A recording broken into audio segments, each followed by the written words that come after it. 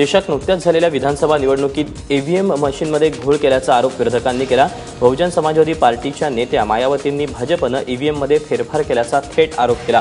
तर काँग्रेसचे राज्यसभेचे विरोधी पक्षनेते गुलाम नबी आझाद यांनी उत्तर प्रदेशमध्ये भाजपनं ईव्हीएमच्या आधारेच मोठं यश मिळवल्याचा हल्लाबोल केला। ईव्हीएमवरून विरोधक सरकारवर तुटून पडल्यानं राज्यसभेत काही वेळ चांगलाच गोंधळ निर्माण झाला। त्यानंतर 15 मिनिटांसाठी राज्यसभा तहकूब करावी लागली।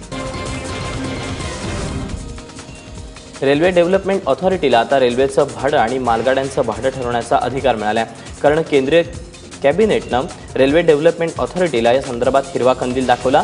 रेल्वे सेवांमध्ये सुधारणा व्हावी हा यामागचा हेतू आहे। आरडीएची ही समिती प्रवासी भाडेवाढ आणि भाडेवाढीची अंतिम निर्णय घेणार आहे।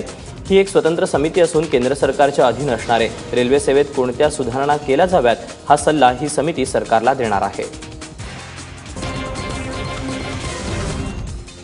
ऑल इंडिया शिया पर्सनल लॉ बोर्डानेही तिहेरी तलाकचा विरोध केला। इतकंच नव्हे तर तिहेरी तलाक विरोधात कायदा बनवण्यात यावा अशी मागणीही करण्यात येते। लखनौमध्ये ऑल इंडिया शिया पर्सनल लॉ बोर्डाची बैठक झाली। त्यात अनेक विविध मुद्द्यांवर चर्चा करण्यात आली। तिहेरी तलाकसोबत गोवंश हत्याबंदीचंही या बोर्डानं समर्थन केलं।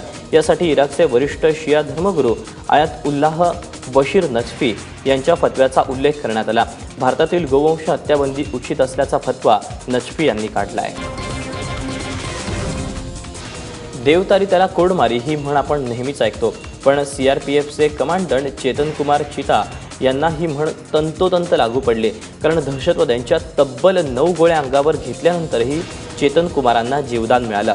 14 फेब्रुवारी रोजी जम्मू काश्मीरच्या बांदीपुरात दहशतवाद्यांशी लढताना चेतन कुमार यांना तब्बल 9 गोळ्या लागल्या होत्या। त्यातली एक गोळी त्यांच्या डोक्यातही घुसली होती। त्यानंतर गंभीर अवस्थेत असलेल्या चेतन कुमार यांना दिल्लीच्या एम्स रुग्णालयात हलवण्यात आलं। आता अवघ्या 1 महिन्याच्या उपचारानंतर चेतन कुमार हे डिस्चार्जसाठी फिट असल्याचं डॉक्टरांनी जाहीर केलं। बातमी IPL संदर्भातली। इंडियन प्रीमियर लीगच्या 10व्या मोसमाची मोठ्या दिमाखात सुरुवात झाली। हैदराबादच्या राजीव गांधी स्टेडियमवर सलामीच्या सामन्याआधी उद्घाटन सोहळा संपन्न झाला। विराट कोहलीसह IPLच्या 8ही संघाचे कर्णधार यावेळी स्टेडियममध्ये उतरले। हैदराबादच्या उद्घाटन सोहळ्याच्या निमित्तानं सचिन तेंडुलकर, सौरव गांगुली, VVS लक्ष्मण आणि वीरेंद्र सेहवाग या दिग्गज भारतीय क्रिकेटवीरांचा सन्मानही करण्यात आला। डेव्हिड वॉर्नरच्या सनरायझर्स हैदराबादनं रॉयल चॅलेंजर्स बंगलोरला 35 धावांनी हरवून IPLच्या 10व्या मोसमात विजयी सलामी दिली। गतवेळच्या विजेत्या सनरायझर्सनं हैदराबादमध्ये झालेल्या सामन्यात बंगलोरला विजयासाठी 208 धावांचं आव्हान दिलं होतं, पण बंगलोरचा डाव 19 षटकं आणि 4 चेंडूमध्ये 172 धावात आटोपला।